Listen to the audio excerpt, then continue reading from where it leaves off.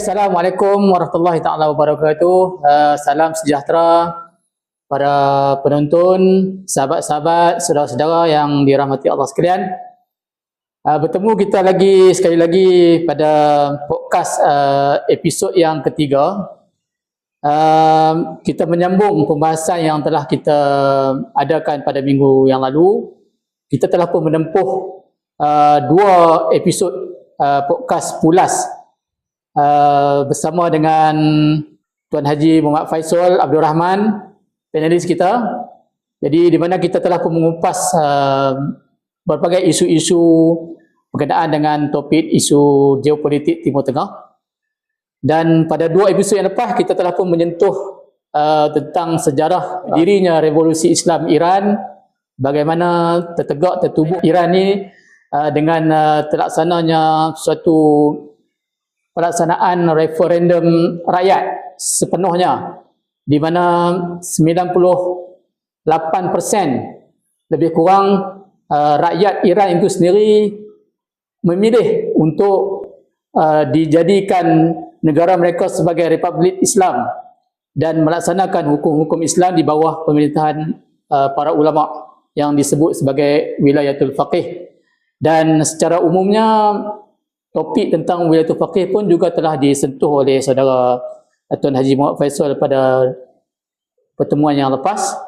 Dan kita masih ada lagi beberapa topik yang perlu kita bahas, yang perlu kita kupas, yang perlu kita tuangkan di dalam program Pulas Fakta ini, yang kita tengok lebih sudut angle yang jarang-jarang diulas oleh para penganalisis ataupun para pengulas tentang geopolitik isu Timur Tengah, terutamanya tentang Iran lah.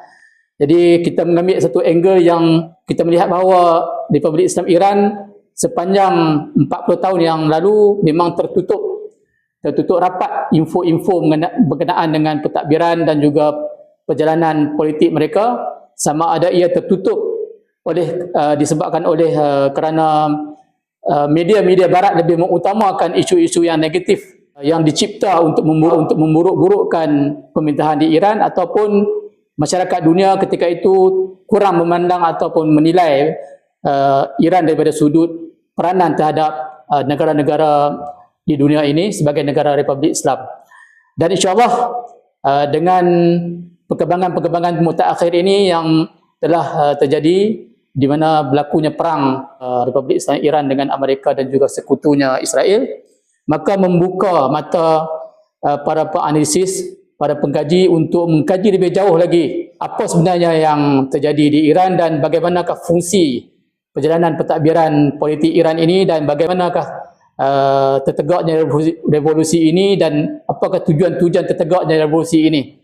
Ternyata seperti mana telah diulas oleh Tuan Haji Muhammad Faisal pada siri yang lalu, banyak perkara-perkara yang begitu menakjubkan terselindung ataupun yang tersembunyi daripada pengetahuan kita, terutama tentang peranan para ulama dan peranan Imam Khomeini ataupun Said Ali Khamenei yang juga telah pun syahid terbunuh ketika perang baru ini.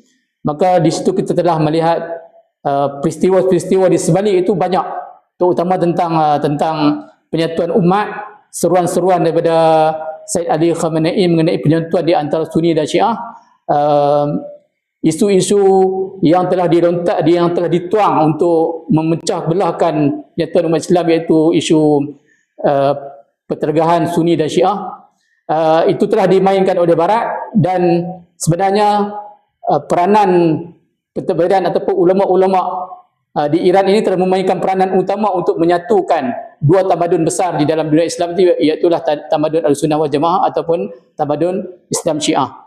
Dan pada hari ini kita akan menyambung topik pada siri yang lepas.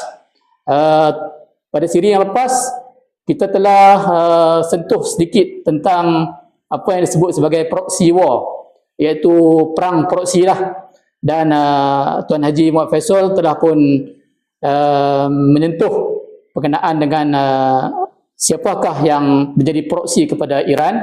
So kita lebih fokus kepada proksi Iran itu sendiri, dan kita sampai kepada satu pembahasan di mana proksi Iran ni bukan saja melibat kumpulan-kumpulan militan di kalangan mereka yang berpegang kepada akidah atau mazhab Syiah, tetapi meliputi juga kepada kumpulan-kumpulan Ahlu Sunnah, kumpulan Sunni, iaitulah kumpulan Jihad Islam dan juga Hamas di Palestin. Ini adalah antara proksi terbesar Iran yang telah mendanai program-program perlawanan di kalangan para mujahidin ini daripada sejak tertubuhnya mereka hinggalah ke hari ini. Dan sebagai mukadimah, saya mengucapkan selamat datanglah kepada Tuan Haji Muhammad Faisal. Selamat datang Pak John. Ya. InsyaAllah bertemu kita lagi, alhamdulillah, pada sesi yang ketiga kita pada kali ini. Dan sesi program panitia program Pulas Fakta ni amat berterima kasih kepada Abang Chuan kerana meluangkan masa terus mengupas isu-isu yang jarang-jarang diketengahkan oleh para pemerhati politik lah.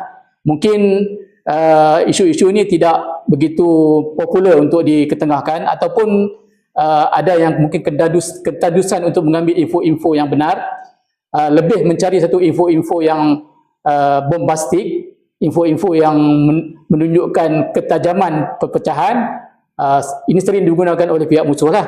Jadi kita nak sambung balik Tuan Haji ataupun Abang Chuan tentang proxy war yang kita bincang pada hari itu. Mungkin Abang Chuan boleh tambah sikit lagi tentang peranan proxy war ni, terdiri daripada Hamas, daripada Hizbullah, Jihad Islam juga di Palestin, Al-Ansarullah iaitu Houthi di Yaman. Jadi silakan Abang Chuan untuk menambah. Baik, Assalamualaikum warahmatullahi wabarakatuh. Terima kasih moderator Puan Mizan kita, dan kita masuk ke podcast ketiga, ya. Saya nak sambung sikit tentang proksi yang di hujung podcast kedua tu. Saya menceritakan sedikit tentang proksi, dan hari ini saya cerita secara umum juga tentang siapakah proksi-proksi, ya, dan apa tujuan wujudnya proksi tersebut. Baik, kita kena faham bahawa yang pertama saya nak cerita tentang Hamas, ya.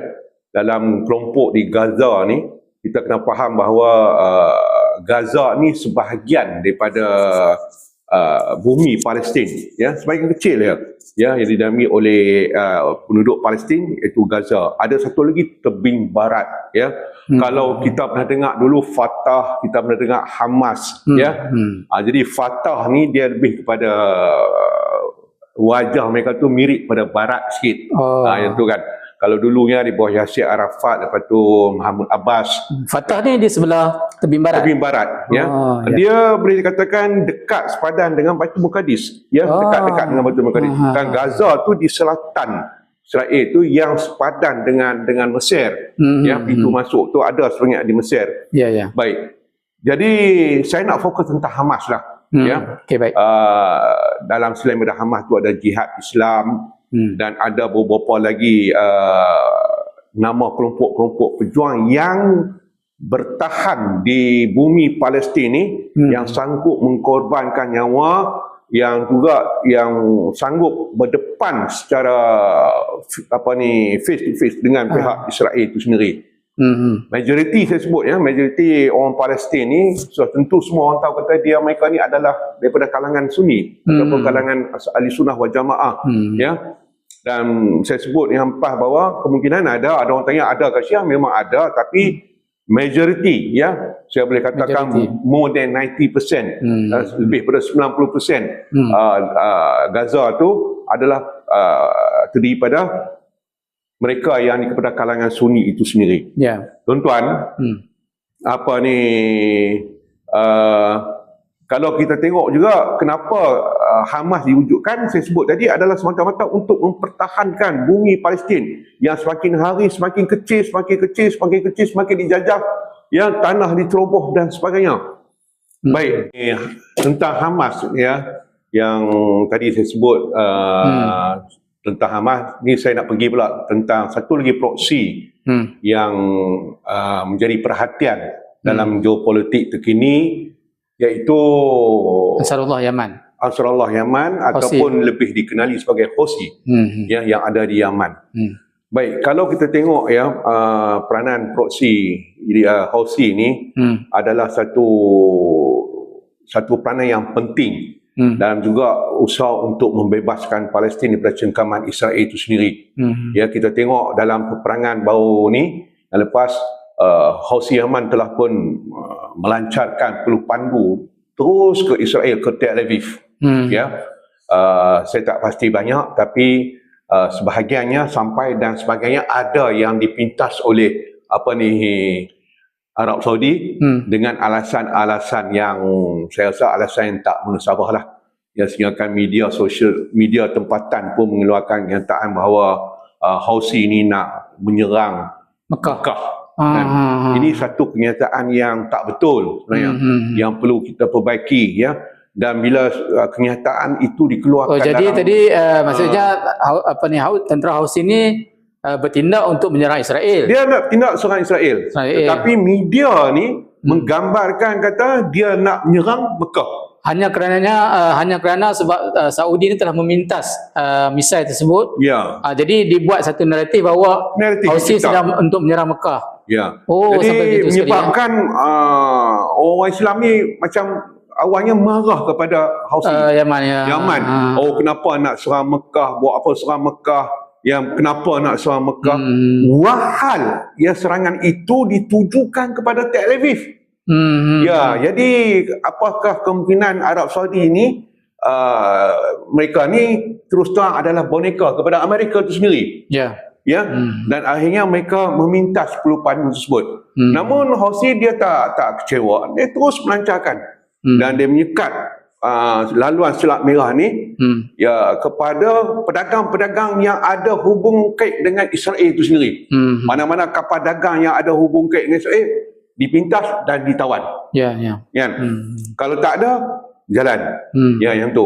Ini Houthi. Yang mana Houthi ini adalah satu kelompok perjuangan yang memang unik. Yang mana mereka ini hidup dalam keadaan yang serba sederhana. Saya nak sebut sederhana pun bawah pada sederhana lagi sebenarnya. Maksudnya cukup teruklah kehidupan mereka. Cukup makan. Dan tentera mereka ni, pejuang mereka ni tak diberi upah. Hanya dengan semangat perjuangan yang ada, semangat untuk membebaskan Palestin. Dalam masa yang sama menunjukkan perlawanan yang cukup tinggi. Hebat. Dan berlaku juga pertempuran di sempadan Yaman dan Arab Saudi ini, yang mana tentera Arab Saudi, kita tahulah tentera Arab Saudi ini dengan bekalan senjata yang cukup, tenteranya diberi bekal gaji yang cukup, apa semua imbuhan-imbuhan dan itu dan ini, gagal untuk mengalahkan pejuang Houthi itu sendiri. Ini. Dan Houthi ini kita tengok keunikan ni saya sebut adalah anugerah daripada Allah. Yang mereka mampu hidup di padang pasir dalam keadaan yang bertahan, daripada minum air, mereka makanan mereka yang ada sajalah. Kan apa yang ada mereka makan. Kan. Jadi pakai slipper, pakai kain pelikat, bawa senjata, tanggung senjata, bawa peluh pandu dan melancarkan. Mereka tak fikir tentang apa yang ada pada mereka, tetapi perjuangan inilah perjuangan yang perlu ada pada umat Islam, iaitu perjuangan untuk membebaskan Palestin daripada cengkaman kuasa Zionis itu sendiri. Jadi kita melihat bahawa tadi apabila Banchan telah menceritakan tentang peranan proksi Iran ni, tadi Banchan sudah sebut tentang Hamas, bagaimana Hamas telah pun menunjukkan perlawanan mereka dengan mendapat latihan-latihan ketenteraan lah daripada Iran, dana senjata dan sebagainya. Kemudian Hizbullah pun begitu juga. Ya, betul. Dan yang terakhir ni Tuan Haji telah menyebut tentang Yaman lah. Dan Yaman ni bagi kita sangat unik lah. Sebab unik lah dia punya kebangkitan dia. Nampak seolah-olah bahawa dia bergantung penuh kepada Iran, tetapi dalam masa yang sama tidak juga. Mereka survive dengan sendirinya dan mereka develop segala latihan-latihan diberikan secara independen, kemudian membantu poros perlawanan ni dengan lebih hebat lagi lah, sehingga tak dapat dikalahkan. Bukan setakat Saudi yang Tuan Haji sebut lah, bahkan baru ni pun ada serangan daripada Amerika Syarikat. Amerika juga menghantar pesawat tahun lepas silapnya. Itu pun tidak berjaya. Saya ingat lebih kurang 1 bulan rasanya Amerika gagal, kemudian balik macam tu lah, kemudian senyap berita itu kan. Jadi hebatlah tentang poros perlawanan di kalangan Houthi ini. Orang Islam pun perlu melihat, kalau kita tengok ni, sepatutnya orang Islam perlu melihat apa perjuangan yang ada pada pada kelompok kepada pejuang pada Houthi itu sendiri kan. Apa rahsia yang ada pada mereka? Itu yang kita kena sepatutnya mengkaji dan ilmuwan tu patut mengkaji, agamawan patut mengkaji apa kunci kejayaan yang ada pada Houthi itu sendiri. Itu. Okey, terima kasih Tuan Haji di atas kupasan mengenai proksi kepada proxy war lah kepada Republik Islam Iran. Dan selama ni kita banyak dihidangkan berita tentang proksi Iran ni dalam bentuk yang negatif. Kerana dilihat bahawa proksi Iran ni sejajar dengan pemikiran Iran untuk memusuhi Arab Saudi, dan mereka terus menjustifikan bahawa musuh kepada Saudi ni adalah musuh kepada umat Islam sejagat. Sehingga disebut tadi, Tuan Haji sebut bahawa apabila Houthi ini bertindak untuk menyerang Israel pun, apabila dipintas oleh Saudi, maka ini digambarkan sebagai Houthi nak menyerang Makkah atau menyerang Kaabah kan. Jadi ini berita yang telah diputar balikkan. Bukan mohon dengan pendedahan kita ini, para analisis ataupun para pengkaji Timur Tengah ini akan membuka mata supaya mereka sebenarnya mengkaji juga sendiri. Itu yang sebaiknya. Ya kan, mereka jangan hanya makan suap lah. Mungkin mereka tak perlu terima berita daripada kita sepenuhnya. Mereka sendiri membuka mata, menganalisa, tengok balik pada realiti, relate balik dengan apa yang berlaku dan apa yang telah ditohmahkan kepada mereka dan dihidang kepada mereka, jadi ataupun tidak. Apa yang saya sebut sebelum ni, tepuk dada tanya iman, tanya kepala otak. Okey, Tuan Haji, insya-Allah kita dah sampai kepada satu sesi dan insya-Allah kita akan break seketika kerana kita akan bincangkan satu sesi iaitu tentang topik isu Damaskus ataupun Syria. Syria, kita akan baik.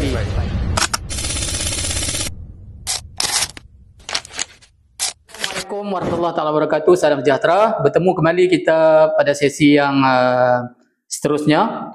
Tadi kita telah pun mendengar ulasan mengenai proxy war yang telah disebutkan oleh Abang John tadi, dan sedikit sebanyak telah memberikan info dan juga memberikan pencerahan kepada kita tentang kedudukan yang sebenar tentang siapakah proxy war Iran, dan juga kita melihat bagaimanakah proxy ini berperanan dan bergerak sejajar dengan tujuan dan juga perlawanan yang telah ditunjukkan oleh Iran, entiti haram Israel dan juga boneka mereka iaitu Amerika.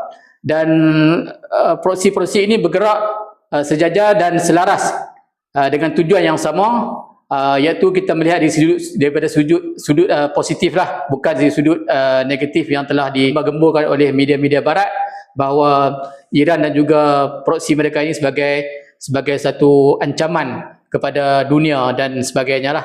Okey, perang yang telah berlaku ini telah membuka mata kita, tetapi ada satu sudut yang perlu kita ketahui dan yang perlu kita dedahkan.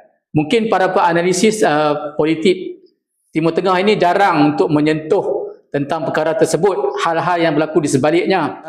Kita akan menyentuh tentang hal Damaskus ataupun Syria, Tuan Haji. Ya, Syria.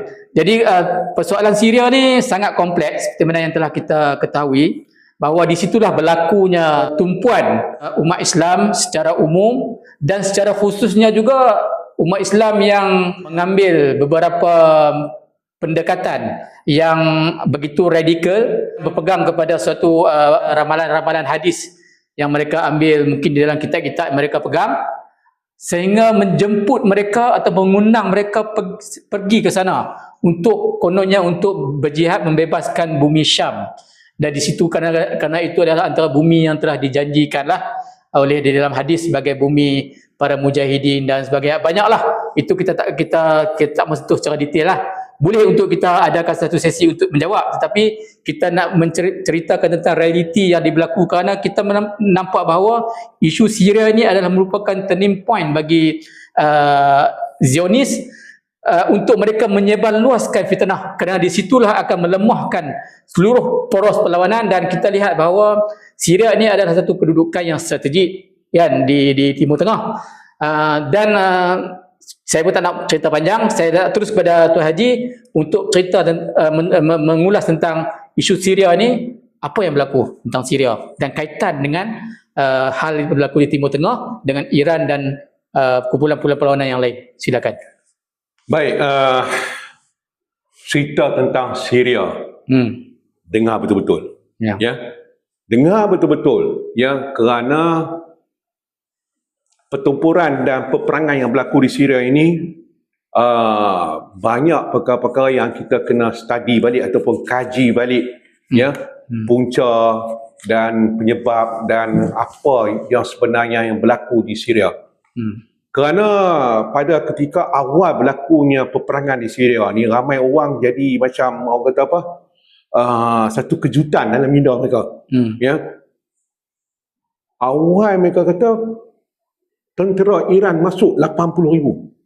80,000 ke Syria Untuk membunuh Sunni. Itu disebarkan dengan begitu meluas.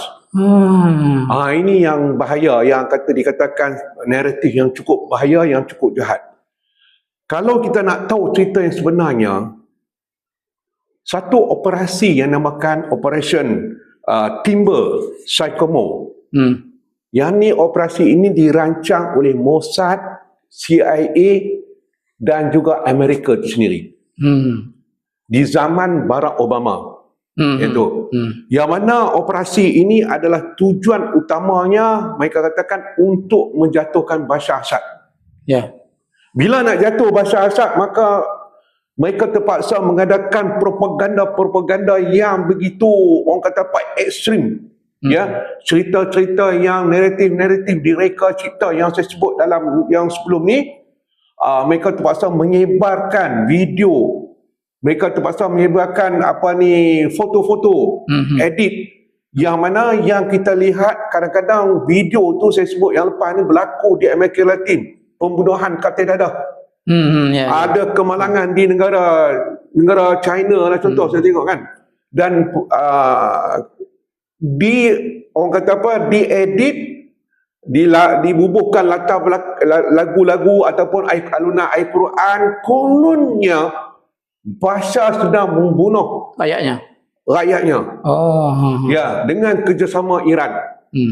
Maka sehinggakan ada video yang saya tengok, orang Syria ni diminta untuk melafazkan syahadah la ilaha illa Bashar. Saya tengok kan, saya renung benda ni. Zaman tu saya rasa TikTok tak ada lagi tuan. Hanya ada Facebook hanya ada YouTube. Kan? Lepas tu adalah sebaran-sebaran yang begitu dahsyat. Jadi ketika ini kita katakan bahawa kita kena faham CIA ni, ya, satu kelompok yang begitu jahat, yang menyebarkan propaganda bukan saja di Timur Tengah tapi di seluruh dunia. Propaganda mereka. Kan? Yang mana yang disebut Timber Sycamore ni, Operation Timber Sycamore ni, mereka bekalkan senjata kepada senjata-senjata yang dibawa masuk daripada Eropah, daripada Bulgaria, daripada Romania, daripada Croatia, dan mereka latih pemberontak-pemberontak tu di sepadan Syria dulu.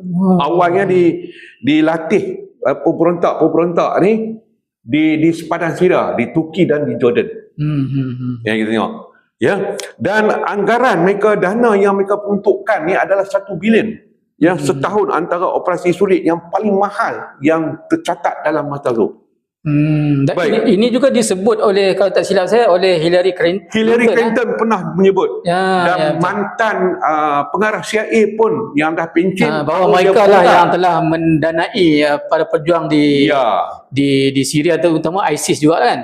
Dan melibatkan agensi perisikan-perisikan di Timur Tengah, yang daripada Arab Saudi, Qatar dan sebagainya, yang banyak mendanai. Sebab kita tahu bahawa Saudi, Qatar, Emirat tu, mereka tu dengan Syria, dengan Bashar ni agak kurang. Kan? Dan kenapa kita kena tahu bahawa CIA, Mossad tu Israel tu, yang membiayai dan juga melancarkan operasi yang katakan Timber Sycamore ni. Kerana Syria ni di zaman Bashar adalah laluan utama senjata daripada Iran untuk dibekalkan kepada Palestin. Itu puncanya. laluan utama. Gagak utama. Jadi sampai ke Syria, daripada Syria mereka bawa masuk ke lorong-lorong yang yang tu lorong-lorong sulit mereka yang tak dapat digambarkan. Dan namun pada peringkat pertama tu mereka gagal untuk menjatuhkan Assad. Okey, kita patah balik ya. Bila berlaku orang kata apa sebaran-sebaran propaganda ni, malangnya ini saya nak sebut, ingat betul, malangnya umat Islam ni makan propaganda-propaganda CIA ni. Dan akhirnya daripada satu kelompok menjadi dua kelompok, tiga kelompok ya, kita pernah dengar ISIS, ISIL, kita dengar Jabhat Nusra, macam-macam lah kan. Mujahidin itu dan sebagainya. Mereka pun masuk daripada laluan-laluan, termasuk pada rakyat Malaysia pun ada yang pergi. Itu yang menyebabkan menarik seluruh pada orang-orang yang nak berjihad ni pergi ke sana. Pergi ke sana. Kan ini dengan alasan berlaku pembunuhan yang begitu ngeri dilakukan oleh Iran kepada orang Syria, Bashar dan sebagainya. Saya nak sebut bahawa Syria ni 80% adalah Sunni. 80%. Tetapi mereka ada kelompok Drus, ada kelompok Alawiyyin dan sebagainya. Dan mereka cuba untuk menjatuhkan Bashar ni dengan pemberontakan yang dibiayai oleh negara-negara Arab jiran pada Syria sendiri. Walaupun pada ketika itu media daripada Iran cuba nak membetulkan, tetapi kita kena faham bahawa media Iran ini tersekat dan sebagainya nak menyampaikan, dan kita lihat ada juga tokoh-tokoh politik Malaysia yang cuba menceritakan narasi sebenarnya yang berlaku di Syria. Saya nak sebut antaranya adalah Tuan Guru Haji Hadi pernah menceritakan apa yang berlaku di Syria sebenarnya. Tuan Guru jadi Presiden PAS ni lah. Presiden PAS kan. Ya. Namun demikian saya pun kecewa. Orang yang ikut Tuan Guru Haji Hadi ni dalam satu waktu tu dia marah kepada dia menyokong pemberontakan ni. Dalam satu waktu ni mereka tak taat kepada apa yang disampaikan oleh Tuan Guru Haji Hadi. Yang ni saya pernah tanya, kenapa kamu tak mengikuti ya pandangan yang dikeluarkan oleh Tuan Guru Haji Hadi awang. Tapi mereka diam. Baik. Tujuan utama, kita kena faham bahawa tujuan utama adalah untuk menyekat laluan. Jadi CIA melihat bahawa kalau tak tutup Syria ni, maka usia Israel ni akan cepat. Akan cepat lingkup. Kan? Jadi mereka terpaksa melakukan pelbagai strategi. Ya, dan kita tengok bahawa amat malang ya, ada kalangan agamawan, ilmuwan yang kadang-kadang dia tak duduk di Syria tapi dia mengaku dia duduk di Syria. Walaupun asal dia di Syria tapi dia duduk di Saudi lama. Tetapi masa itulah dia tiba-tiba dia muncul. Kan? Mereka tak mengikut pandangan mufti Syria pada ketika tu yang cuba menerangkan hakikat, dan malah juga pada satu ketika itu Syahid Ramadan Al-Buti. Ramadan Al-Buti. Ya, yang pernah datang ke Malaysia menceritakan kedudukan sebenarnya. Kan? Mereka bawa masuk ya, Batu Ramadan Al-Buti menceritakan keadaan yang sebenarnya, tak mau terima juga. Jadi betapa hebatnya CIA dan Mossad mempengaruhi pemikiran-pemikiran sebahagian pada agamawan. Dan pemikiran tu berlaku sampai sekarang. Kalau kita tengok ya, beberapa agamawan yang datang ke Indonesia baru ni datang ke Malaysia memberi penjelasan yang mengatakan bahawa orang Syria ni dibunuh ya, tentera Iran ada di Syria 80,000, dinafikan sekerakahnya oleh pimpinan Iran. Tak ada, kami tak hantar 80,000 tu. Ya, dan sebagainya. Jolani yang sekarang Yang sekarang ni. Ya. Yang sekarang ni diberi nama Ahmad Syara, betul saya pun. Ahmad Syara. Ya. Dulu ni pun adalah pemberontak IS. Ya, yang sekarang ni menjadi presiden ya. Dan akhirnya fasa kedua tu mereka berjaya mengusir Bashar. Okey. Dan sampai sekarang memberi nyawa sepenuhnya kepada Israel lah sekarang. Ya, dia memberi nyawa sepenuhnya dan pada Israel. Kalau kita tengok, kita kata nak sebut allergic pula kali ni dalam podcast ketiga ni. Allergic lah, ada orang kata Jolani tu keturunan Nabi lah, daripada ada juga jalur Saidina Hussein. Semalam saya jumpa seorang ada yang mendakwa macam tu. Dia kata Jolani ni daripada jalur Hussein. Saya kata kalau pada jalur jalur Saidina Hasan. Kalau jalur Saidina Hasan, kenapa tak panggil Said Jolani? Kan? Said Jolani kan? Dia sesengap kan? Jadi dia ni adalah watak yang kita tengok. Kadang-kadang watak tu nampak baik. Tapi kita melihat tak mereka mengadakan hubungan dengan Amerika, sehingga kan Presiden Donald Trump ni memuji Jolani itu sendiri. Memuji dan dengan sendirinya Jolani itu mengisytiharkan musuh Hizbullah itu adalah musuh kepada Syria itu sendiri. Terus terbalik. Terus terbalik. Kan? Dan ini perlu dilihat dengan begitu api oleh para ilmuwan, kaji balik sejarah peperangan di Syria ni bagi yang benarnya adalah bikinan ataupun ciptaan daripada CIA, Mossad, bertujuan untuk menghalang laluan. Dan hari ini berlaku. Iran menghadapi permasalahan juga untuk membantu Palestin, senjata dan sebagainya. Berlaku. Nah, bukannya tak berlaku. Inilah peranan, bagaimana peranan yang kita kena faham. Kita kena faham bahawa dia, kalau Tuan Mizan sebut akan berlaku kebangkitan, tetapi juga dalam sirah juga ada menyebut dan sejarah daripada apa yang disampaikan oleh para pemimpin yang terdahulu, mengatakan bahawa di Syria juga berlakunya ketua pemberontakan yang dinamakan Sufyani. Kelompok ini daripada sudut eskatologi lah. Eskatologi. Kan? Jadi tak payahlah kita nak tuding dia ni Sufyani ke, dia ni Dajjal ke, dia ni Imam Mahdi ke. Kita tengok secara real apa yang berlaku sekarang. Secara real apa yang berlaku sekarang. Kan? Maksudnya penilaian kita utama sekarang, apa yang realiti depan mata. Kalau saya nak sebut, kalau Syria ini betul-betul seperti mana yang dianggap oleh kawan-kawan kita, sahabat-sahabat kita ni, Jolani ni seorang yang betul-betul Islamik. Bila berlaku peperangan antara Iran dengan Israel, kan, kenapa dia tak menggunakan satu peluru pun tak sampai ke Israel? Syria tak ada satu peluru pun pergi ke Israel. Ini kita kena lihat jelas. Yang kita tahu bahawa Israel menyerang beberapa posisi di Syria. Tak dibalas. Dan ini kita tengok, kalau betul-betul kalau kata Jolani ni betul-betul orang yang dianggap sebagai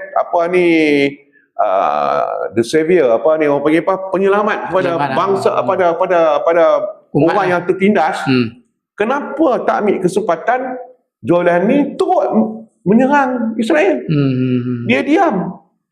Dan sebab itu juga kita melihat bahawa apabila jatuhnya Syria ni lah, kita tengok dari sudut logik dan juga dari sudut geopolitik. Kita tak tengok dari sudut bahawa kita mengakui Bashar al-Assad sebagai seorang pemimpin yang perfect lah. Dari sudut geopolitik, kerjasama dia dengan Iran ketika itu, bahawa Bashar al-Assad ni telah menunjukkan satu perlawanan yang begitu kuat terhadap Israel, dan dia tidak memberi satu pun laluan-laluan ataupun dia punya kepentingan negaranya digunakan oleh Barat. Betul. Jadi menyebabkan bahawa ketika itu Israel dan juga Amerika juga untuk sukar untuk menyerang kedudukan strategi Hizbullah dan juga sampailah terpaksa menyerang Iran lah. Jadi apabila jatuhnya Syria, kita nampak bagaimana mudahnya Israel ini tembus dapat menyerang Iran dan dapat akses dalam di Syria tu dengan begitu mudah, dan laluan persediaan bantuan Iran ke Palestin pun tertutup. Laluan tertutup. Dan boleh kata sekarang ni menghadapi masalah yang cukup besar. Dan saya nak sebut kesimpulannya, Israel adalah dalang utama ya dalam projek untuk menjatuhkan Bashar itu sendiri. Ya, Israel adalah dalang utama. Dan hari ini Israel bergembira. Ya, mereka telah pun menutup laluan ya bantuan senjata kepada pejuang Palestin sendiri. Tapi naratif ini ditukar, kan, dimainkan bahawa Iran ni akan masuk ke Iraq, ke Syria ni, kononnya nak takluk Syria. Tetapi hakikatnya bukan kita nak takluk Syria, tetapi hakikatnya adalah bantuan senjata. Betul. Ya, itu yang kita tengok bagaimana umat Islam ni terpedaya dengan naratif terpedaya bulat-bulat lah kita kata. Terpedaya bulat-bulat yang saya sebut Fatah Bayanu ni tak pernah berlaku. Tak pernah berlaku di situ. Dia alim macam mana pun, saya tengok sebahagian saya amat kesian. Kan, dia alim di sudut ilmu lah. Dia masuk kata dia kalau kitab ni kita baca ni ya. Dia mungkin berkitab-kitab ya. Dia boleh sebut merujuk pada ini, rujuk pada itu, rujuk pada ini, tetapi Fatah Bayanun tu tak wujud pada diri dia. Sebab sentimen lah. Sebab sentimen. Dan sentimen itu sendiri pun kita kena faham, pendengar kena faham, sentimen ini dicipta oleh kelompok Zionis Israel. Iaitu yang ni yang kita tengok jadinya satu halangan antara proses halangan utama kepada pembebasan Palestin ini adalah wujudnya sentimen-sentimen yang sebegini. Yang saya sebut yang saya sebut sebelum ni, ya, saya kata walaupun ada kalangan-kalangan kita daripada Sunni yang memahami, tetapi sebagian besar masih lagi tak memahami. Dan saya nak patah balik tentang cerita Hamas lah kan. Ya, silakan. Hamas ni memanglah kita tengok negara yang mendukung Hamas ni ramai. Kan? Itu di segi di hadapannya Turki menyokong Hamas, Jordan menyokong Hamas, kan? Qatar pun menyokong Hamas, kan? Dan sebagainya. Tetapi Syria zaman Bashar Assad menyediakan pengkalan untuk Hamas di Damsyik itu sendiri. Dan kita tengok bila hanya menyokong di depan, tapi di belakang mereka lah menjadi antara orang kata hubungan yang bukan setakat hubungan diplomatik biasa, tapi hubungan diplomatik yang cukup tebal. Contohnya bagaimana Turki yang masih lagi hubungan ketenteraan latihan bersama, membekalkan peralatan senjata ke Israel itu sendiri. Yang itu kan, sehingga pejuang Hamas selalu pergi terbang ke Iran, berjumpa dengan pimpinan-pimpinan tertinggi Iran untuk mengucapkan terima kasih. Jadi tuan-tuan boleh Google lah, kan, boleh sekarang ni zaman Google, zaman berita boleh kita tengok dengan direct daripada video YouTube dan Google dah ucapan pimpinan Hamas bahawa Iran lah antara yang mendukung kami di sudut pelbagai sudut, kewangan, peralatan, teknologi, senjata dan sebagainya. Ini diucapkan oleh kepimpinan tertinggi Hamas, ya, Sinwar, Ismail Haniyah dan beberapa lagi pimpinan ya sering berkunjung ke Iran itu sendiri. Jadi ada apa? Apa lagi yang kita tak percaya? Kan? Kita nak ambil daripada sumber luar, kononnya mewakili Hamas. Ambil daripada negara jiran, kononnya dia wakil Hamas. Ada, saya pernah tengok satu masa dulu, apa nama saya lupa kan. Kononnya dia wakil Hamas. Dia asyik menghentam Iran. Saya kata, ni wakil Hamas mana yang hentam Iran? Mengakukan. Jadi kita ambil yang ada dalam itu sendiri. Itu. Dan ada juga pengakuan yang secara jelas daripada Syahid Ismail Haniyeh dan juga Syahid Yahya Sinwar, begitu jelas dan begitu kuat menekankan bahawa Iran lah yang banyak memberikan bantuan sepenuhnya kepada mereka. Betul. Sepanjang perlawanan yang mereka adakan ni kan. Okey Tuan Haji, saya rasa berkenaan dengan Syria ni, walaupun banyak lagi angle yang kita perlu ketahui, tetapi secara umum dan utamanya kita dah dapat melihat bahawa peranan utama yang berada di sebalik Syria ni siapa yang berperanan, dan atas strategi apakah dilihat bahawa Syria ni menjadikan peranan utama dalam membentuk bahawa di situ akan menamatkan riwayat Israel ataupun tidak, menambah usia Israel ataupun tidak, maka di Syria adalah di antara tempat-tempat strategi yang utama yang dapat ditentukan. Ya, betul. Dan di situlah diwujudkan pelbagai kelompok-kelompok, dan tujuannya adalah pertama ialah untuk memberikan kekuatan ataupun nafas kepada Israel lah. Dan Syria adalah salah satunya yang kita lihat sebagai tempat dijadikan sebagai laluan utama untuk memberi bantuan kepada Palestin disebut tadi, dan sebagai tempat untuk menarik para pemakan fitnah ni untuk mudah datang ke sana. Secara tak langsung telah memberikan satu nyawa yang begitu besar kepada Israel, dan nyawa kepada Israel akan lebih lanjut dengan tindakan salah. Tetapi dengan kuasa Tuhan, perkara berlaku sebaliknya, dan kita melihat berlaku perang ini secara mendadak lah. Mungkin kita melihat bahawa Israel sudah tidak sabar untuk menamatkan keberadaan Iran dan juga proksi-proksi ini, sebab mereka juga tidak sabar untuk melaksanakan cita-cita mereka untuk menguasai apa yang disebut sebagai Israel Raya tu kan, nak menjajah seluruh The Greater Israel. The Greater Israel.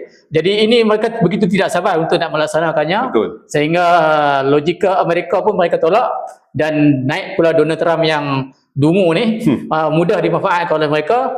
Tetapi telahan mereka tu salah, dan kita melihat bahawa kekuatan Iran ni makin kuat.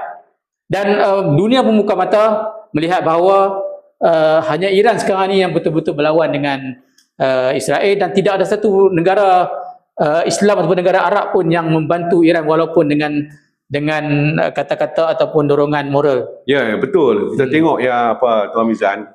Dan itu insya-Allah kita akan sambung, kita akan break sekejap, sebab saya nak minta Tuan Haji untuk memberikan satu kesimpulan kepada apa yang kita bahas 2-3 topik sebelum ini, kerana kita akan buka topik baru tapi tetap tidak lari daripada skala Timur Tengah ni, kerana selain daripada kita membicarakan tentang perang yang berlaku, dan mungkin kita boleh sentuh juga tentang eskatologi yang telah dimainkan oleh umat Islam, dan kita mengambil jalan yang berasas kepada kita punya tagline lah, fakta itu diputar, kita keluarkan fakta itu, dan kita dedahkan kebenaran itu dibongkar lah. Jadi kita pulas lagi, dan insyaAllah kita akan bertemu. Assalamualaikum warahmatullahi wabarakatuh. Salam sejahtera tuan-tuan, saudara-saudara, para penonton dan pendengar sekalian. Kembali kita pada segmen yang ketiga, dalam episod yang ketiga juga pada kali ini, dan kita telah pun ataupun membicarakan tentang beberapa topik-topik penting dalam tajuk episod kali ini, iaitu tentang apa yang berlaku di Timur Tengah.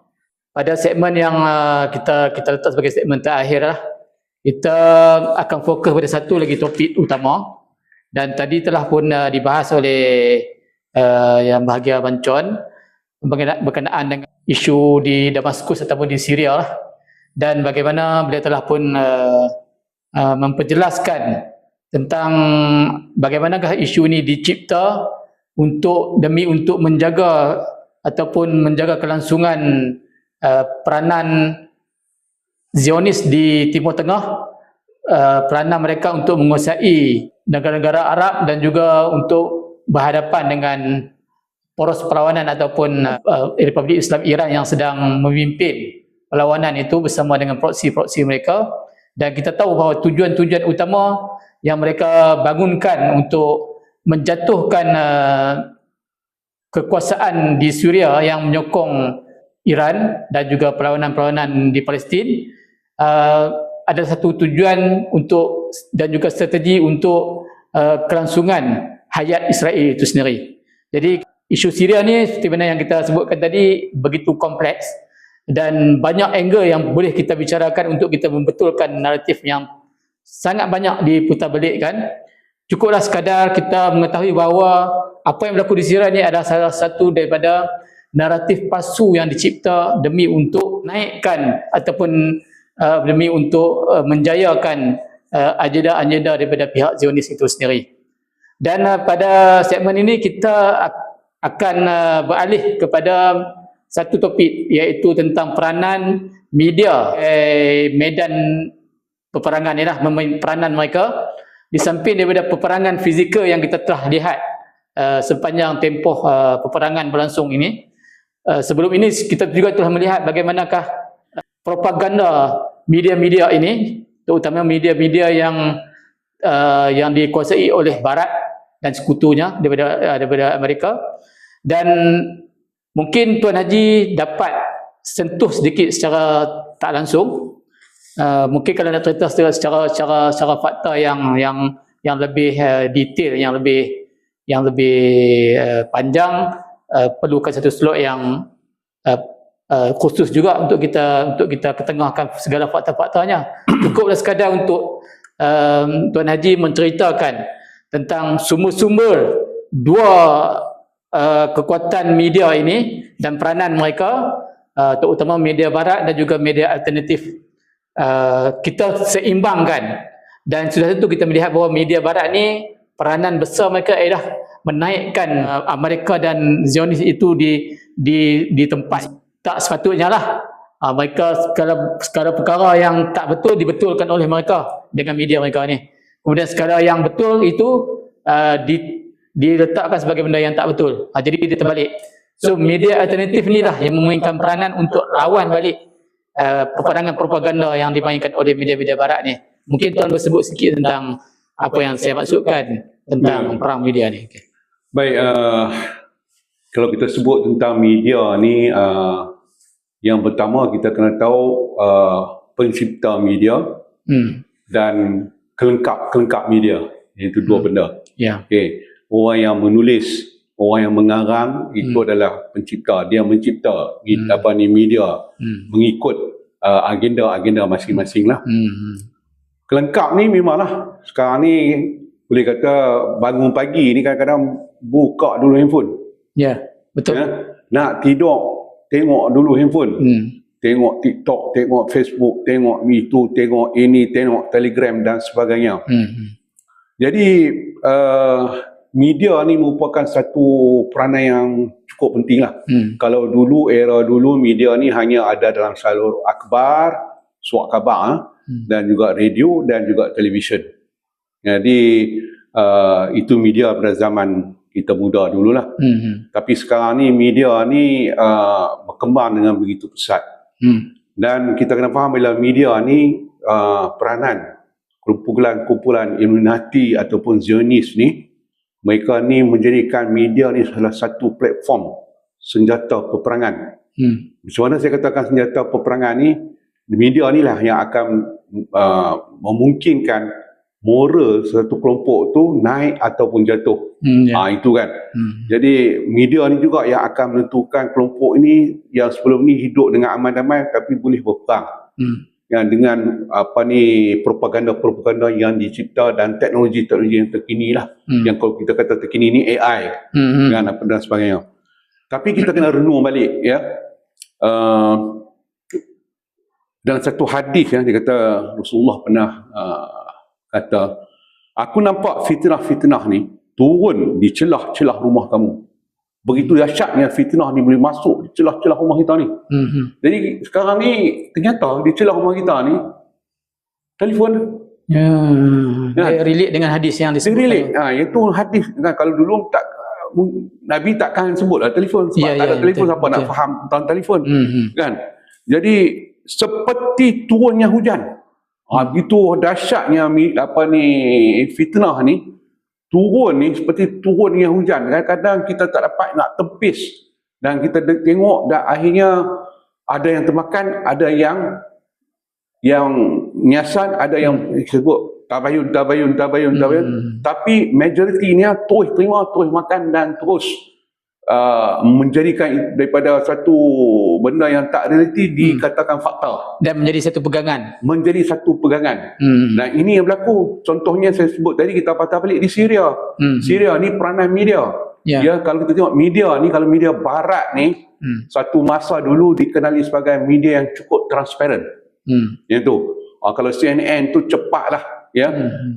CNBC, BBC, NHK dan sebagainya, itu media yang dikuasai oleh pemikir-pemikir Zionis, ya. Nak menentukan kepimpinan di sebuah negara, contohnya di Amerika ni, media juga memainkan peranan yang penting. Ya. Politik pilihan raya pun media juga memainkan, siapa boleh membaiki media, dia menang. Ya itu kan. Dan akhirnya media ni digunakan untuk yang menyebarkan propaganda atas kepentingan tertentu. So tentu kita tahu bahawa media-media barat ni semua kena faham, orang Islam ataupun bukan Islam, media barat ni dikuasai oleh kelompok-kelompok Zionis. Yang itu kita kena tahu. Jadi dikuasai dan didanai. Ya, dan didanai dengan begitu luas dan begitu hebat. Jadi bila kita tahu bahawa media-media barat ini dikuasai, sewajarnya kita sebagai umat Islam, ya, setiap perkabaran tu kita kena renung sejenak dan tapis sejenak. Jangan ambil itu sebagai satu fakta. Kan? Itu bahaya. Maka sebab tu Nabi dah berpesan bahawa akan satu tiba pada akhir zaman. Kita ni berada di akhir zaman. Ya, iaitu di mana dikata kemudian timbulnya fitnah yang tidak meninggalkan satu rumah orang Arab. Nabi sebut kan, fitnah tu masuk ke semua rumah. Setiap rumah. Ya, setiap rumah Arab dan ajam. Ya, pun ia masuk. Orang Arab lagi sekarang. Sebab tu tak dinafikan apabila orang Arab ni tidak berhati-hati, ya, tidak orang kata apa, leka dan meninggalkan pesanan pada Rasulullah SAW, akhirnya media itu dijadikan sebagai rujukan yang sahih, kan, tanpa dia tapis. Maka dengan sebab itu saya nak sebut di sinilah, kita berada di akhir zaman. Kita berada di dunia yang begitu cabar. Ya, kita berada dalam dunia yang akan kita tengok, kita akan membezakan di antara kebenaran dan kebatilan. Maka saya minta semua kepada diri saya sendiri, ya, kepada setiap sahabat-sahabat, kawan-kawan yang kenal, yang tak kenal, supaya tapis-tapis dulu media. Ya, kadang-kadang media tu seperti seolah-olah bersama dengan kita. Kita tengok kadang media tu nampak bersama kita, dalam satu sudut dia bersama kita. Dia macam pro kepada kita.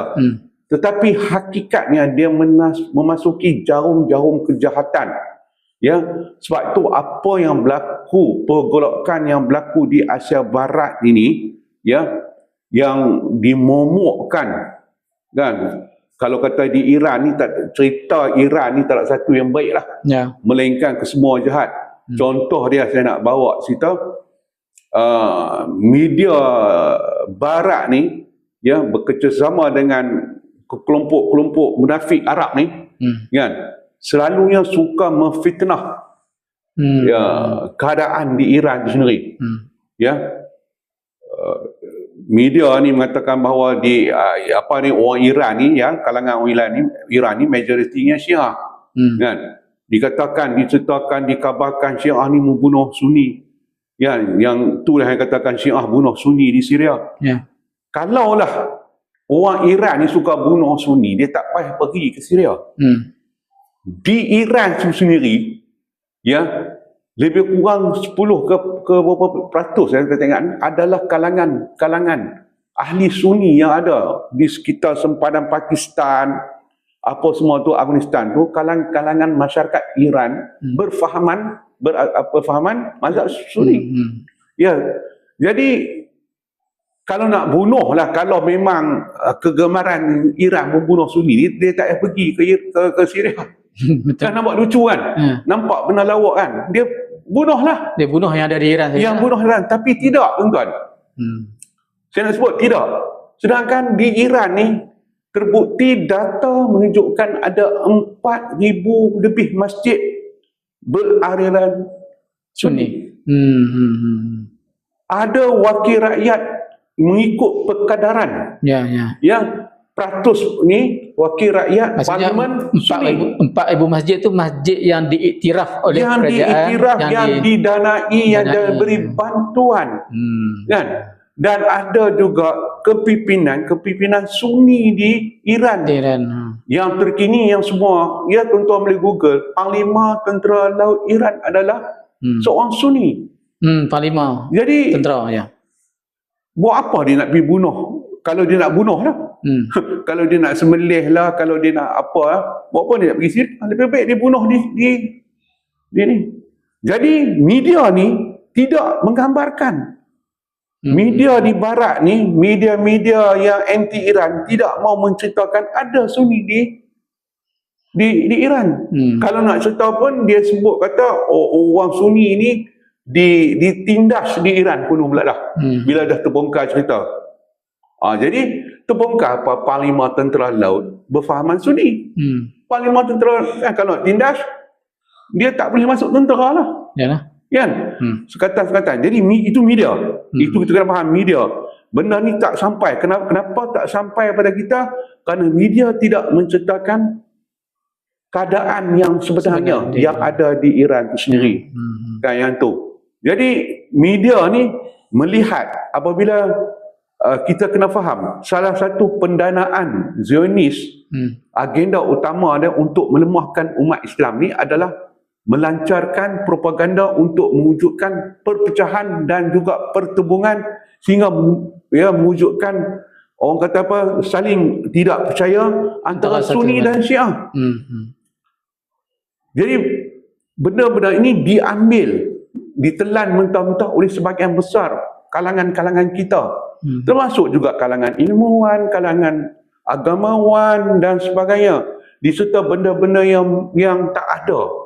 Saya nak cerita sikit lah, Cik Mizan.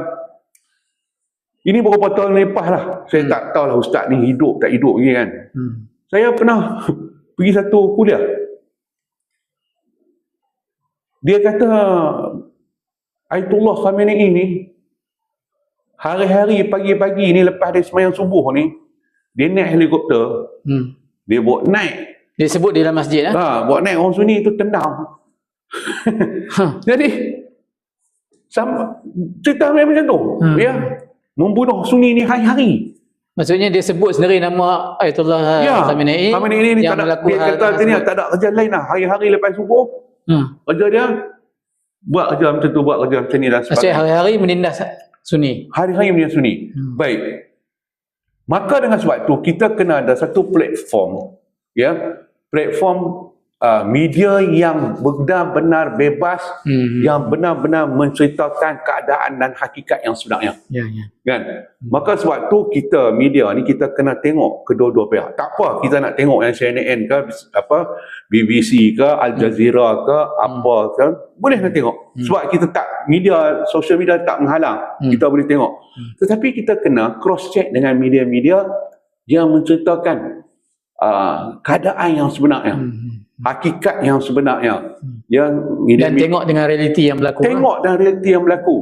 Sebab tu realiti itu menjadi bukti. Kan? Keadaan, peristiwa, sebab tu saya sebut pada yang podcast lepas ni, pertempuran di antara Iran dengan Israel ni, kan, yang mengorbankan jiwa, pada satu hakikatnya ada hikmah dia. Hikmah dia apa? Orang melihat realiti. Orang melihat kan?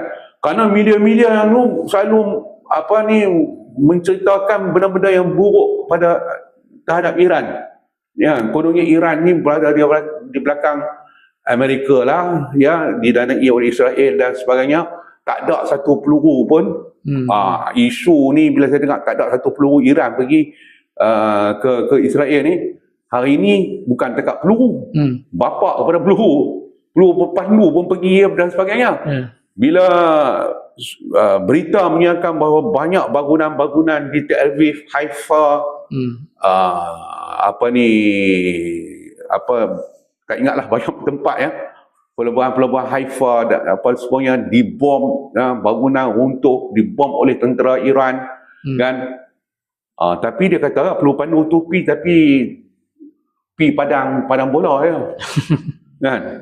Ini yang kita tengok. Tapi yang menyebut tu agamawan. Yang agamawan. Yang disandarkan oleh masyarakat, yang bahawa disandarkan. yang boleh sebagai orang yang dapat dipercayalah. Ya. Jangan kita anggap agamawan tu sebagai orang yang maksum. Agamawan tu tidak maksum. Ya. Ilmuwan pun tidak maksum. Dia agamawan. Tetapi kita kenal juga, walaupun benda ni sampai daripada agamawan, jangan kita terima bulat-bulat. Kerana yang cakap ni bukan seorang yang maksum. Dia boleh jadi betul, dia boleh jadi salah, dan dia boleh jadi jahat. Kan? Dia boleh jadi betul, kadang-kadang dia dapat info salah, dan ada juga dia berniat jahat dalam hal ini. Ini juga media. Dan media mengutip ucapan dan disebarkan dalam media sosial. Kan? Maka kita perlu ada cross and check. Semak ya, supaya otak kita ni jadi seimbang. Kan? Otak kita ni tidak dipengaruhi oleh agenda-agenda jahat. Jadi barulah sesuai dengan sarana Al-Quran tu, Ya. ja'akum fasiqun binaba'in fatabayyanun. Sebab ramai di kalangan kaum muslimin mudah menyebut tabayun ni. Yalah macam kita menyebut tabayun dan kita membuktikan realiti dengan pengkajian dan juga analisa yang logik, kan. Kita relate antara realiti dan juga ayat Quran disebutkan tu tanpa kita meletakkan satu sentimen membabi buta. Ya. Mereka juga mengatakan bahawa mereka tabayun, tapi dalam masa yang sama Mereka tabayun kalau kena kat mereka. kena kat mereka. Orang fitnah mereka baru dah keluar istilah tabayun. Kan, jangan tuduh sesat dulu, kan, jangan duk fitnah. Kalau kena kat mereka. Ya, itu kena kat mereka. Tapi peristiwa ni mereka tak tabayun. Kan, mereka menceritakan seolah-olah yang hadir depan tu ada seorang yang maksum. Kan? Dulu ni kita maksum dah media barat. Ramai yang memaksumkan media barat. Lah ni yang tanpa kita soal selidik. Sekarang ni media barat masuk kepada seluruh tu dia katakan fitnah ini masuk ke celah-celah rumah. Dia kata di celah-celah rumah orang jahil. Dia tak kata di celah-celah rumah orang munafik. Dia sebut celah-celah rumah. Masuk kata di setiap rumah manusia. Kan? Kalau dia kata awas ya, fitnah yang masuk ke rumah jahil, kita tahu lah kalau dia jahil tak tahu apa tu fitnah lah. Bukan setakat masuk ke celah rumah, tuan. Tadi masa kita break pun, saya buka saja handphone, sudah keluar dalam TikTok perkara yang tuan sebutkan tadi, seorang agamawan juga, tapi saya tak pasti sama ada di tempat kita ataupun di negara jiran. Terus mengatakan bahawa berlaku pembunuhan Sunni beramai-ramai di Iran semua. Baru kita tengah bincang. Ini telah disebar luas dalam TikTok. Mana dia dapat kita pun tak tahu. Kita pun tak tahu. Kemudian cukup banyak figure-figure yang begini yang memainkan naratif. Dia terus cakap sebar, tapi kita berharap supaya yang mendengar itu, netizen yang mendengar, audiens yang mendengar itu nilai. Cukuplah dia seorang yang menyebarkan fitnah, mungkin dia dapat sampul kat mana kita pun tak tahu. Kemudian saya juga ada lihat supaya kita nak relate apa yang tuan cakap tu. Ada satu statement daripada ejen Mossad lah. Mungkin dia ni tentera juga. Dia fasih bercakap Arab. Dia mengapi-apikan isu Sunni Syiah ni. Dan dia menyeru orang-orang Sunni supaya berperang dengan Syiah. Dia seorang Zionis Yahudi Israel kan. Ada seorang panglima tentera Israel. Dia ni standard dia panglima.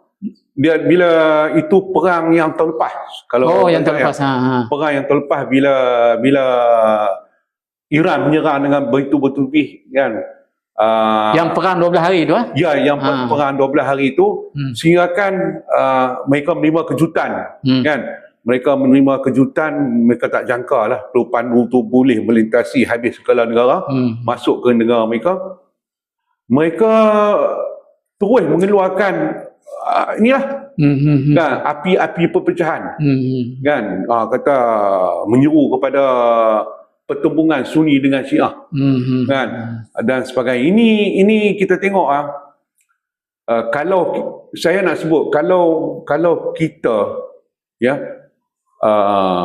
pergi kepada mempercayai dan mengikut kepada perpecahan hasil pada media, maka kita dah lupa bahawa kita dah lari sebenarnya daripada landasan agama itu sendiri. Agama ni menyeru kepada penyatuan, kan? Agama ni menyeru kepada perpaduan, kan?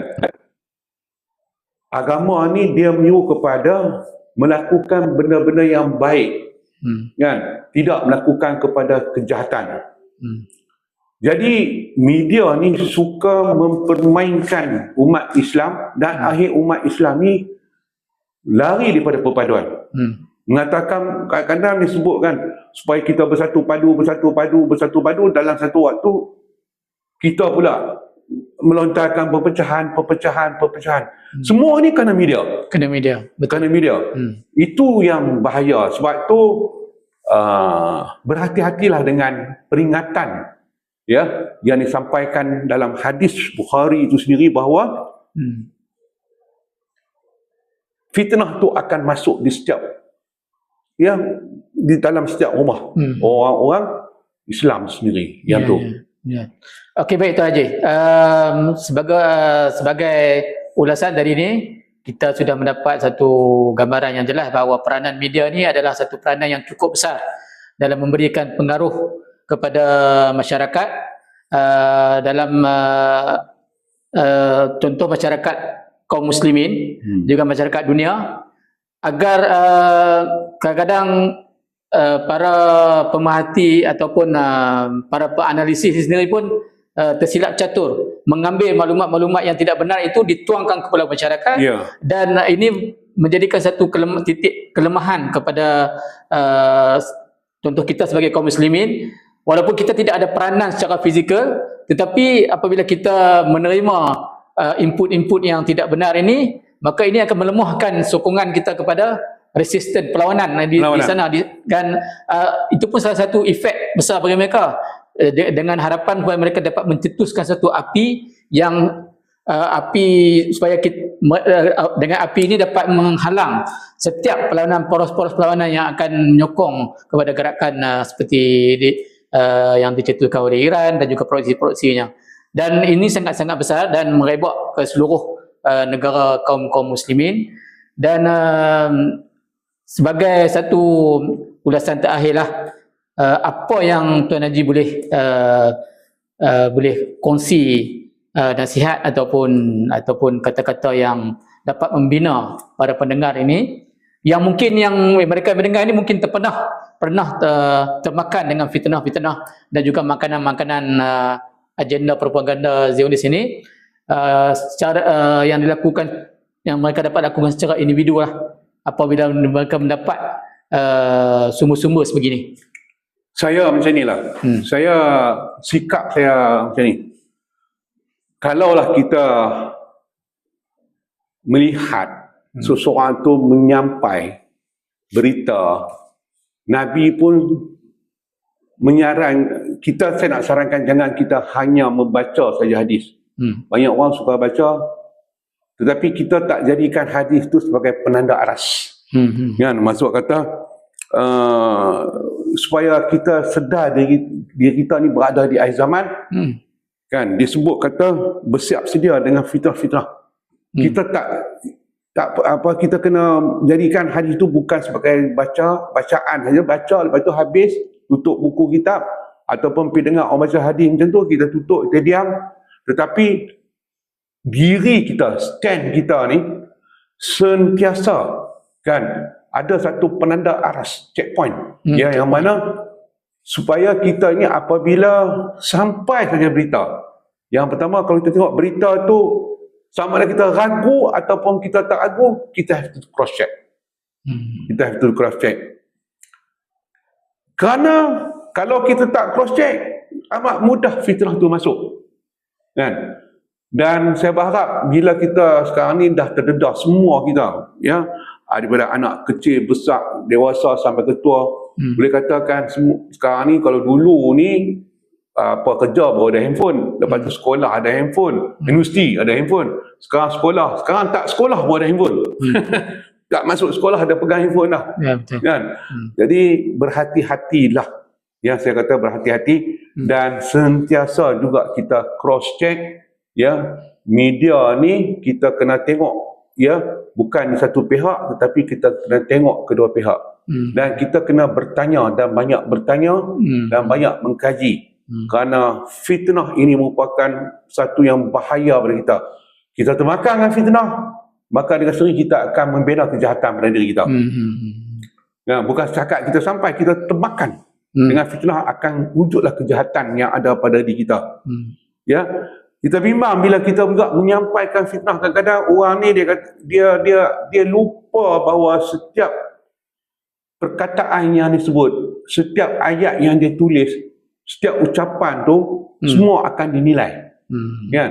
Semua akan dinilai. Saya pun merasa macam kesal dengan segelintir yang ilmuwan yang kadang-kadang dia buat tu, apakah dia nak dapat like yang tinggi ke, nak dapat view tinggi, dia cerita yang benda yang bukan-bukan, dia mereka-reka cerita, ya, dia main Google, lepas tu dia mereka cerita. Tetapi dia lupa bahawa kadang-kadang tujuan dia nak dapat like. Bila TikTok dapat like yang tinggi ni, duit pun masuk. So dia cerita benda yang pelik-pelik kan. Dia menyampaikan fitnah. Itu pun satu yang berbahaya. Jadi tidak ada beza lah ketika dia mendapat sumber yang betul, dia sebarkan pula, dia makan satu hal, kemudian dia sebarkan pula. Umpama seorang yang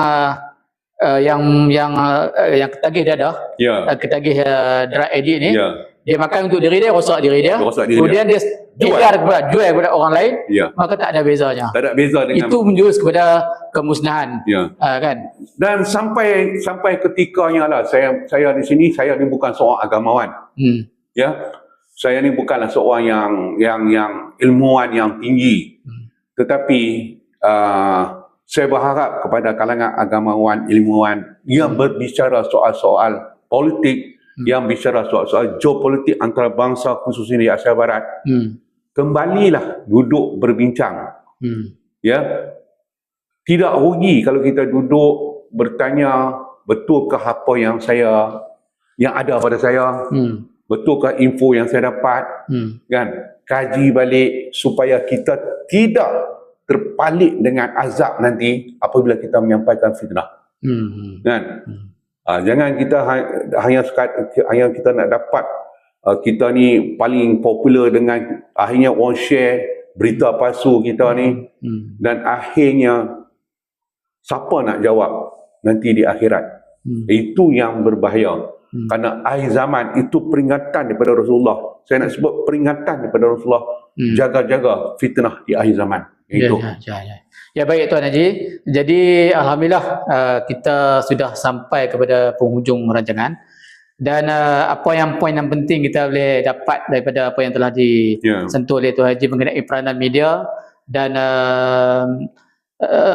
saranan Tuan Haji kepada para kaum muslimin ataupun sahabat-sahabat yang mendengar ataupun yang cakna tentang apa yang berlaku di Timur Tengah, terutama yang banyaklah yang simpati dengan apa yang berlaku di Gaza, dan ada yang bersemangat dengan apa yang berlaku di Palestin dan sebagainya, supaya apabila mendapat sumber ataupun info ni, semak secara penuh, semak sumber itu sebelum meyakini ataupun percaya, ataupun jangan disebarkan lagi. Kemudian jangan kongsi maklumat tu tanpa kepastian lah, seperti mana yang Tuan Haji selalu sebut. Kemudian fahami dulu konteks sesuatu isu, maksudnya buat analisa isu Syria, isu apa semua tu, faham dulu apa yang berlaku, sebab apa pecahan ini berlaku, pertembungan Sunni Syiah ni ditajamkan supaya berlaku pertembungan, dan ini akan melemahkan sistem perlawanan ni lah. Kemudian kawal emosi ketika kita menerima berita lah. Kawal emosi dan juga kawal keegoan. Baik. Kan? InsyaAllah itu. Kita sudah pun sampai kepada akhir siri lah ni. Sebab kita banyak lagi topik yang akan kita bincangkan mungkin ni episod ni sudah habis. Episod ni yang kita telah kita sentuh pada episod pertama tentang konflik global, walaupun tak menyeluruh tapi kita sentuh. Kemudian kita sudah pun mendengar ulasan Tuan Haji mengenai dengan sejarah Iran dan Israel itu, bagaimana sejarah ni berlaku sekian lama, lebih kurang dalam puluhan tahun yang dulu, lebih kurang 40 ke 50 tahun. Kemudian berlaku revolusi ini pun bukan berlaku secara muncul begitu saja, ataupun ketika berlaku revolusi, bukanlah revolusi ini dipaksa kepada rakyat Iran itu sendiri. Ini berlaku secara referendum dan kehendak rakyat itu sendiri. Dan kita tengok peranan kuasa besar dalam menghadapi kebangkitan revolusi Islam di Iran. Kemudian proxy war pun sudah disentuh. Dan yang last ini tentang perang media. Dan insyaAllah mungkin kita akan sentuh pada masa yang lain. Dan untuk topik seterusnya mungkin insyaAllah pada kesempatan yang lain, jika pihak panitia masih memerlukan peranan Tuan Haji dalam memberikan ulasan-ulasan tentang geopolitik pada sesi bahas pulas fakta ini, kita akan jemput kembali dan kita akan bentangkan kembali isu-isu tersebut insya-Allah. Seperti mana saya sebut tadi, kita banyak lagi persoalan terutama tentang akhir zaman. Kan tadi kita sebut sebagai eskatologi itu, ramalan-ramalan semua ni. Itu pun boleh dibicarakan oleh kita, tak sepertinya para agamawan, sebab benda ni dia dalam bentuk teks ataupun kefahaman. So bergantung pada setiap orang. Seperti mana yang disebut oleh Tuan Haji, walaupun dia seorang agamawan, ketika mana dia menerima atau mencerna kefahaman yang salah, maka titlenya sebagai seorang agamawan pun tercalar lah. Ketika mana dia seorang yang berpengaruh dalam memberikan jalur-jalur agama ini, mengenai lisan-lisannya, tetapi membawa naratif yang tak benar, itu pun tidak membantu dalam menyampaikan kebenaran dalam isu-isu sebegini. InsyaAllah kita akan bertemu pada siri yang seterusnya. Kita akan jumpa lagi insyaAllah. Terima kasih saya bagi pihak panitia program Pulas dengan kesediaan Tuan Haji meluangkan masa sebanyak 3 episod untuk memberikan pencerahan yang amat berguna supaya masyarakat di luar sana memberikan satu penelitian yang juga penuh seperti yang telah disentuh oleh Tuan Haji tadi, dan sama-sama kita mengambil manfaat ini. Dengan ini saya mengucapkan terima kasih juga kepada para penonton. Jangan lupa supaya tuan-tuan semua mengikuti, untuk dapat mengikuti program ni, sentiasa like, share dan juga komen di bawah tu. Kita minta supaya komen yang positif lah, dan juga tolong subscribe program ini supaya program-program terusnya akan sentiasa up to date kepada channel ini lah. Dan insyaAllah kita akan jumpa lagi. Terima kasih Tuan Haji. Assalamualaikum warahmatullahi wabarakatuh. Assalamualaikum.